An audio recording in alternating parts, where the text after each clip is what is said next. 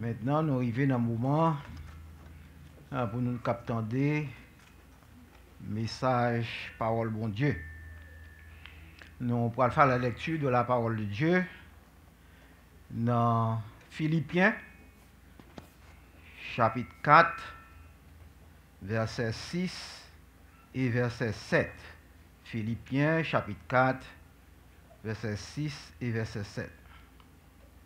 Ne vous inquiétez de rien, mais en toute chose, faites connaître vos besoins à Dieu par des prières et des supplications avec des actions de grâce. Et la paix de Dieu, qui surpasse toute intelligence, gardera vos cœurs et vos pensées en Jésus-Christ. Donc, sujet nous matin, c'est la puissance de la prière. Jeudi, nous avons terminé avec une série de messages que nous avons gagnés sur la prière. Dimanche, qui était 5 juillet 2020, au lendemain de 4 juillet, ou Independence Day des États-Unis d'Amérique, nous avons gagné comme sujet la prière, prescription pour la paix et la liberté. Et au cours de message ça, nous avons dit que nous devons mettre la prière avant toute bagaille. Deuxièmement, nous devons prier pour tout le monde. Et troisièmement, nous devons prier pour les leaders politiques. Dimanche qui était 26 juillet, nous avons comme sujet la valeur de la prière persistante. Et au cours de message ça, nous voyons que la prière de David, c'était une prière qui continuelle qu'elle est. Deuxièmement, une prière contagieuse. Et troisièmement, une prière qui était faite avec confiance. Dimanche qui était 2 août, nous avons comme sujet le péché de cessation de prière. Et au cours de message ça, nous avons vu que premièrement, suspendre prier, c'est un péché lié. Deuxièmement, suspendre prier fait nous rater en pile bénédiction bon Dieu. Et troisièmement, suspendre prier montrer que nous ne voulons pas pardonner. Et dimanche qui était 30 août, nous avons comme sujet la joie de la prière exaucée. Et au cours de message ça, nous avons vu que témoignage fait partie de la prière et péché, empêcher bon Dieu tendez et répondre prière. Et nous avons vu aussi que la prière exaucée, c'est une preuve que bon Dieu tendez prière. Jeudi, nous arrivons dans le dernier message, sous série de messages sur la prière. Et le sujet, non, comme nous sommes dit, c'est la puissance de la prière. La prière gagne en pile puissance. Nous ne sommes pas capables de réaliser la puissance de la prière lorsque nous sommes inquiets, lorsque nous avons un doute dans le cœur, lorsque nous ne sommes pas stables, lorsque nous avons parlé, nous avons roulé des bons, lorsque aussi nous ne pas connaissons ça nous voulons. L'apôtre Jacques dit dans Jacques chapitre 1er verset 8, c'est un homme irrésolu, inconstant dans toutes ses voies. Donc c'est un monde qui ne connaît pas ça qu'il veut, il toujours a changé l'idée dans tout ça qu'elle a fait. D'abord, c'est un monde qui ne connaît pas ça, a changé l'idée dans tout ça fait. Donc, c'est un monde qui n'est pas stable. Donc, même si lorsqu'on a prié, on n'a pas besoin de réponse à la prière parce que c'est un monde qui a changé l'idée à chaque instant. Nous devons gagner une conviction, mes bien-aimés, dans tout ça que nous avons fait. Pour nous capables de voir la puissance de la prière, nous devons connaître ça nous voulons. Et ça que l'on a prié, ou doit être précis dans la prière. Parfois, il y a des gens qui disent, pasteur, un tel prier pour moi. lorsqu'on m'a dit pour le prier, il va appeler pour prière. Ou pas recevoir son besoin. Il faut le précis dans la prière. Donc, parce qu'on ne peut pas sauver. Puissance de la prière, pas de limite, mes bien-aimés. L'Éternel dit dans Jérémie, chapitre 33, verset 3, invoque-moi et je te répondrai. Je t'annoncerai de grandes choses, des choses cachées. En créole, il dit, relève, m'a répondu, m'a fait connaître mon bon gros bagaille, une bonne merveille ou pas de jambe connaît. Une bonne gros bagaille, une bonne merveille cachée. La prière, mes bien-aimés, les puissantes. Pas de barrière pour la prière. Pas de distance qui est trop loin pour la prière. Pas de secret aussi pour qui pas bon Dieu pas pénétrer lorsqu'on en prière. Parce que c'est dans la prière qu'on va découvrir un pile bagaille caché. Parce que c'est dans la prière, bon Dieu qui a révélé où en pile bagaille.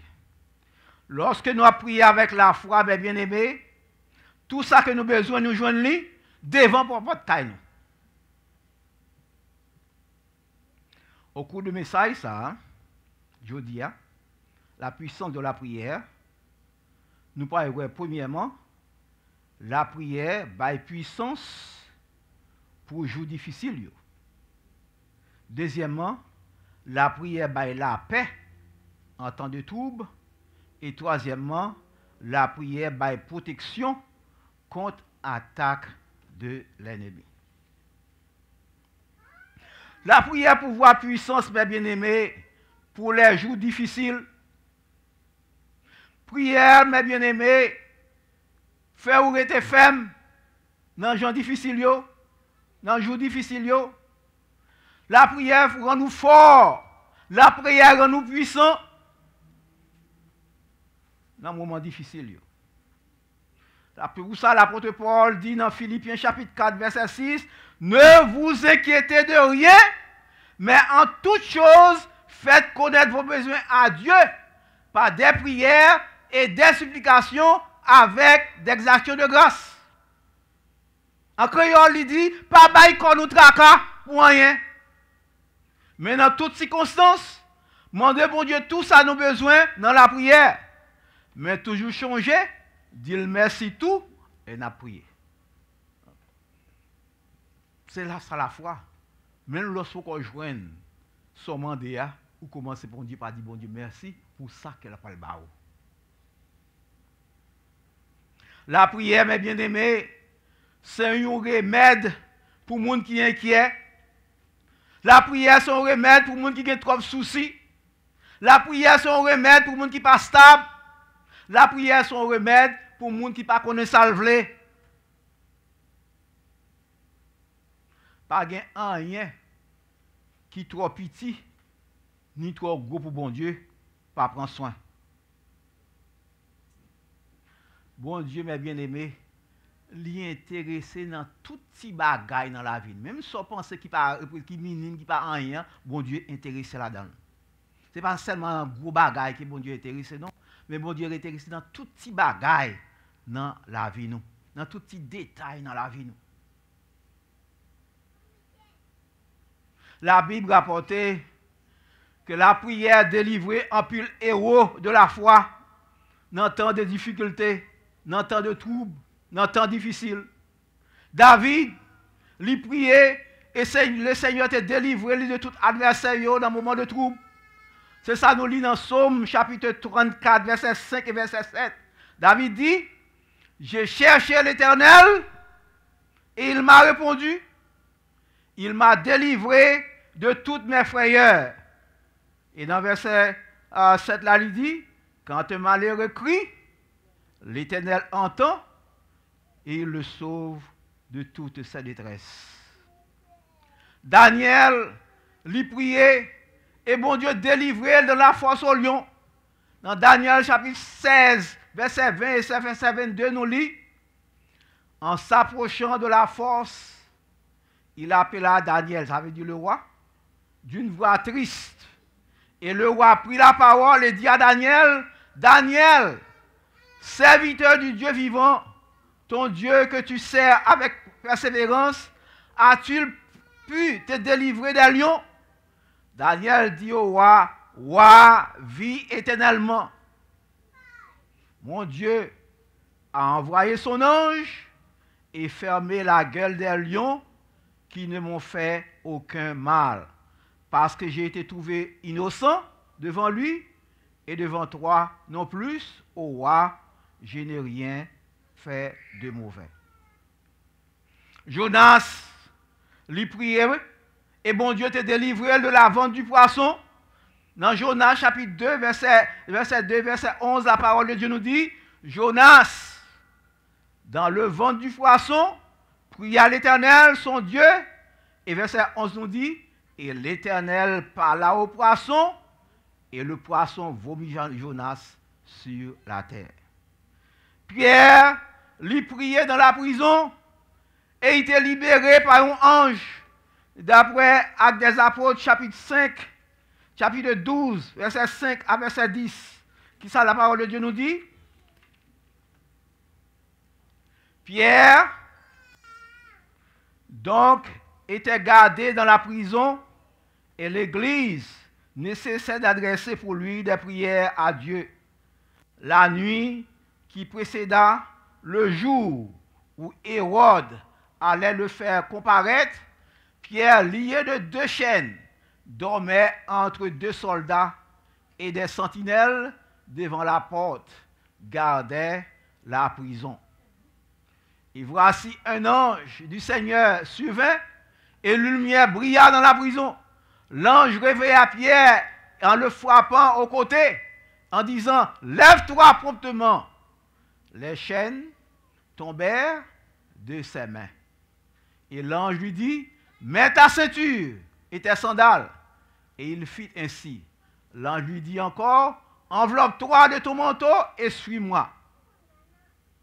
Pierre sortit et le suivit, ne sachant pas que ce qu'il faisait par l'ange fut réel, et s'imaginant avoir une vision. Lorsqu'il eut passé la première garde, puis la seconde, ils arrivèrent à la porte de fer qui mène à la ville et qui s'ouvrit d'elle-même devant eux. Ils sortirent. Ils s'avancèrent dans une rue, aussitôt l'ange quitta Pierre.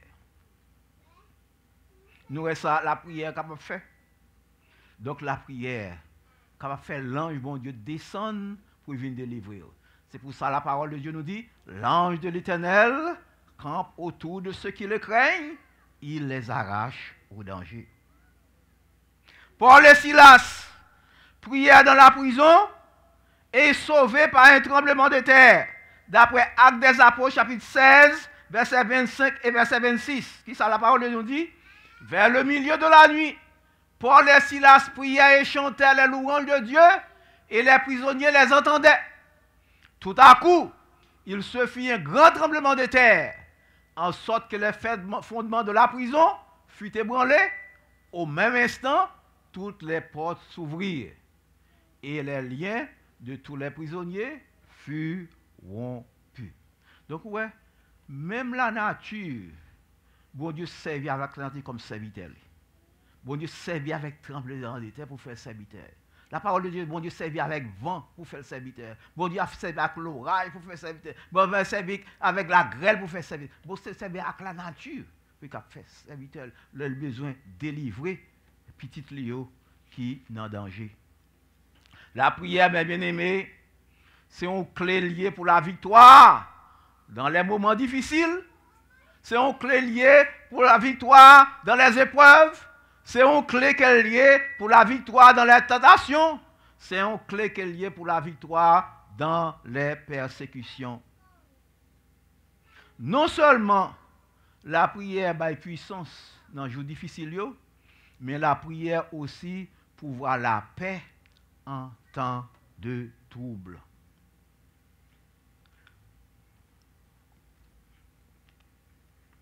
Tout le monde a gagné la paix. Tout le monde a voulu la paix. Et le Seigneur même demandé nous pour nous chercher la paix. D'après Hébreux chapitre 12, verset 14, la parole de Dieu nous dit, recherchez la paix avec tous et la sanctification sans laquelle personne ne verra le Seigneur. Et dans Romains chapitre 12, verset 18, l'apôtre Paul dit, s'il est possible, autant que cela dépend de vous, soyez en paix avec tous les hommes. Je dis à grand pile monde qui cherche compte, mais la parole me demande c'est pour la paix pour chercher, pas chercher compte, pas chercher ni faire compte avec personne. Si vous avez une discussion avec un ou vous savez faire compte, quittez ça. S'il veut avoir raison, bah il raison. Mais il y a un jour qui arrive, pour arriver à ouais, c'est que tu as raison, c'est que tu as tort. Mais pendant qu'on discute, ou parfois tu as raison, oui, mais le fait qu'on discute, ou vient en tort, parce qu'on vient dire des bagages qu'on ne pas dire. D'abord, ça veut faire compte, quittez ça. Parce que la parole de Dieu dit, autant que cela dépend de vous, soyez en paix avec tous les hommes. C'est celle la prière, mes bien-aimés, qui capable de la paix en temps de trouble. C'est pour ça que Paul dit dans Philippiens chapitre 4, verset 7, et la paix de Dieu, qui surpasse toute intelligence, gardera vos cœurs et vos pensées en Jésus-Christ. La paix de Dieu qui surpasse toute intelligence. L'intelligence, mes bien-aimés, c'est la connaissance qui vient de l'étude. Tout autant qu'on a étudié, ou vient connaissance. C'est ça quand un monde qui ne veut pas étudier, ou pas jamais connaissance, ou va être intelligent. L'intelligence, c'est pour pas qui est inné dans vous-même. L'intelligence, c'est la connaissance qui vient de l'étude. Tout autant qu'on a étudié, ou vient un monde qui est intelligent, ou vient connaître. Et plus on a étudié, on vient connaître. Et plus qu'on connaît, on vient intelligent. C'est pour ça, mais la parole de Dieu, la paix de Dieu qui surpasse toute intelligence. Ça veut dire, quelle que soit la connaissance qu'on a, la paix, bon Dieu, dépasse toute bagaille. Ou capable de posséder toute qualité de connaissance, ou pas en paix, ça ne va vous donner rien. Même lorsqu'on gagne de l'argent ou riche, si vous n'avez pas la paix, on ne va pas vivre si vous n'avez pas la paix. Lorsqu'on parle de la paix, dans la Bible, il y a 3 dimensions. On parle de 3 dimensions de paix. Par exemple, il parle de la paix avec Dieu. La paix avec Dieu, c'est lorsque vous vient accepter Jésus-Christ comme sauveur personnel, ou bien foi dans Jésus-Christ, ou bien ça relève la paix avec Dieu.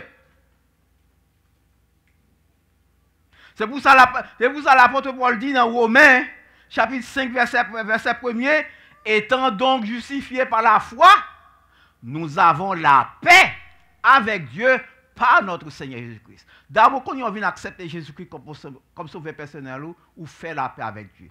Mais tout autant qu'on accepte Jésus-Christ comme sauveur, c'est comme si on est en guerre avec mon Dieu. Mais lorsqu'on vient accepter Jésus-Christ comme sauveur personnel, qu'on a fait la paix avec Dieu.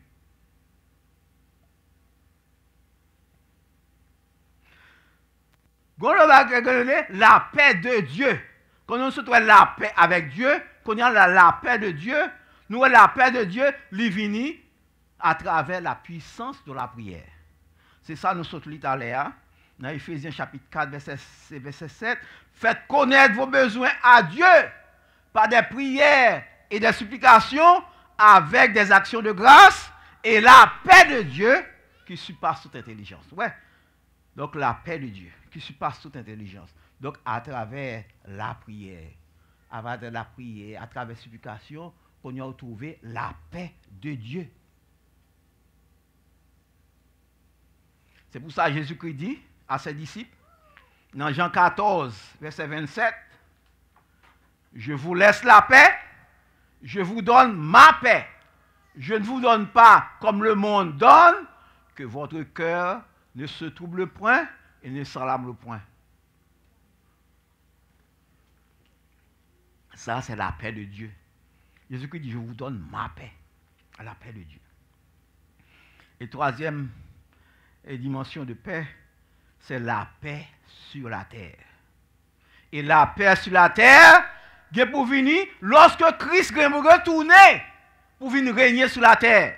Après l'enlèvement de l'Église, Jésus-Christ est pour retourner sur la terre dans le règne millénaire.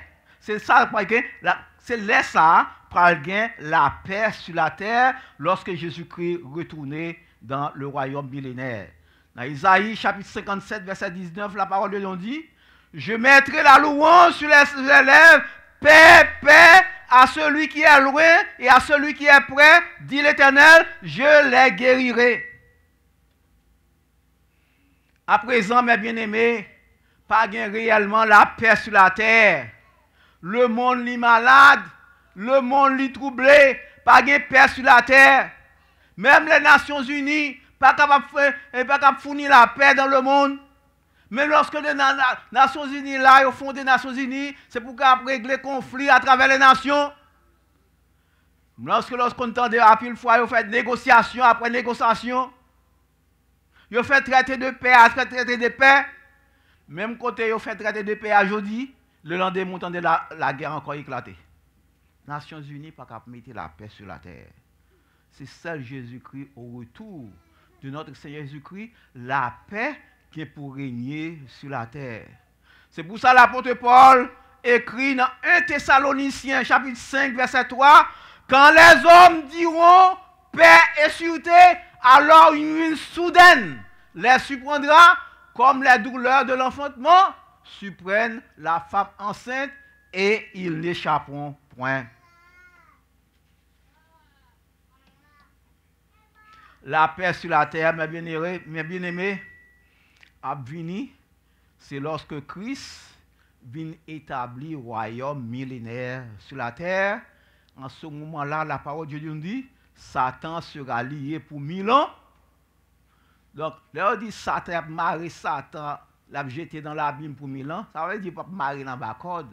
Ça veut dire Satan après le réduit dans un état inactivité. Satan n'a pas agir, Satan n'a pas fait rien. Donc, parce que Satan a parce que côté présence de mon Dieu, Satan n'a pas fait rien. C'est pour ça, même là, nous sur la terre, nous sommes capables de dire une paix partielle. C'est à cause de l'église sur la terre, parce qu'il y a encore la prise du Saint-Esprit là.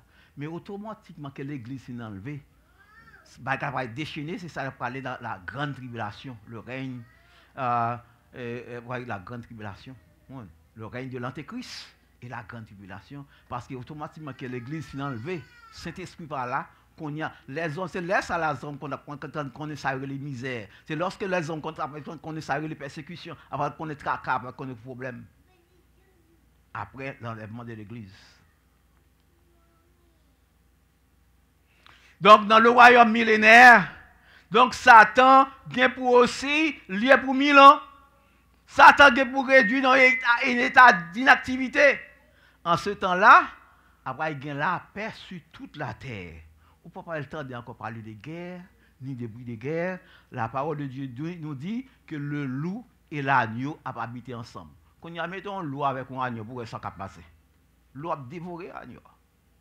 Mais dans l'époque, ça, on met un loup avec l'agneau ensemble, il n'a pas fait l'autre mal. On regarde qui ça Isaïe dit non. Isaïe chapitre 11. Verset 6. Isaïe chapitre 11. En ce temps-là, qui ça vient pour arriver? La parole de Dieu dit, le loup habitera avec l'agneau et la panthère se couchera avec le chevreau. Le veau, le lionceau et le bétail qu'on engraisse seront ensemble et un petit enfant les conduira. Donc, ce n'est pas un règne de paix qu'elle va aller sur toute la terre. Pas de la guerre dans ce moment-là. Pas de désaccord, pas de trouble, pas de haine, pas de hypocrisie dans l'époque ça. Donc, on va dire, c'est pas un avant-goût du ciel.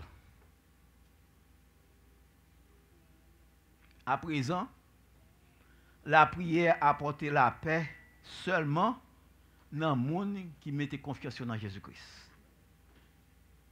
C'est pour ça Isaïe dit, dans Isaïe 48, verset 22, et même parole, ça encore répété dans Isaïe 57, verset 21, il n'y a point de paix pour les méchants, dit l'Éternel. Et dans Isaïe 57, verset 21, il n'y a point de paix pour les méchants, dit Dieu. Pas de paix pour les méchants. Et l'apôtre Paul dit dans Romains chapitre 5, verset 1er, étant donc justifiés par la foi, nous avons la paix avec Dieu par notre Seigneur Jésus-Christ. Ouais, paix qui a son paix partielle, c'est pour le monde qui est en Jésus-Christ qui est en paix. Mais le monde qui n'est pas en Jésus-Christ, même quelle que soit la richesse qu'il a gagnée, quelle que soit la connaissance qu'il a gagnée, il n'est pas en paix. Prière avec foi, mes bien-aimés, lui apporter la paix qui surpasse toute intelligence, la paix qui surpasse toute compréhension, la paix qui surpasse toute sagesse. Non seulement la prière porte puissance et porte la paix, mais la prière aussi baille protection contre les attaques de l'ennemi. Mes bien-aimés, chrétiens ou en guerre, tout chrétien en guerre avec des ennemis puissants, nous avons 3 ennemis. Nous avons le monde, nous avons la chair et nous avons Satan le diable. Ouais, pauvre chef à nous, son ennemi qui est pour nous. C'est la prière qui va faire nous dompter chez nous. C'est la prière qui va faire nous remporter la victoire dans le monde. Et c'est la prière qui va faire nous remporter la victoire sur Satan le diable. L'apôtre Paul dit aux chrétiens d'Éphèse, dans Éphésiens chapitre 6, verset 11 et verset 12, revêtez-vous de toutes les armes de Dieu, afin de pouvoir tenir ferme contre les ruses du diable. Car nous n'avons pas à lutter contre la chair et le sang, mais contre la domination, contre les autorités, contre les princes de ce monde de ténèbres, contre les esprits méchants dans les lieux célestes. Mes bien-aimés, les âmes spirituelles que bon Dieu baille pour nous apporter la victoire sur le monde, sur la chair, sur Satan le diable, yo à disposition nous. Les âmes ça c'est la vérité, la foi, le salut, la parole de Dieu et par-dessus tout la prière. C'est pour ça l'apôtre Paul continue dans Éphésiens chapitre 6 verset 18, il dit faites en tout temps par l'esprit toutes sortes de prières et de supplications. Veillez à cela avec une entière persévérance et priez pour tous les saints. Faites en tout temps par l'esprit toutes sortes de prières. Vainqueur dans la bataille qu'on gagne avec le monde, avec la chair, avec Satan le diable, c'est bataille ça, c'est pour le monde qui prie sans cesse. C'est pour ça que l'apôtre Paul dit dans 1 Thessaloniciens chapitre 5 verset 17, priez sans cesse. Mes bien-aimés, la prière est puissante. La prière dépasse toute intelligence, toute connaissance que nous sommes capables de gagner. La prière n'a pas de limite. La prière rend nous forts dans les jours difficiles. La prière donne nous la paix en temps de trouble. La prière protège nous contre les attaques du diable. La prière protège nous contre le monde. La prière protège nous contre la chair. À travers la prière, nous avons marché de jour en jour, de victoire en victoire. Que le Seigneur soit capable de bénir nous, que le Seigneur soit capable de faire nous la grâce. Amen.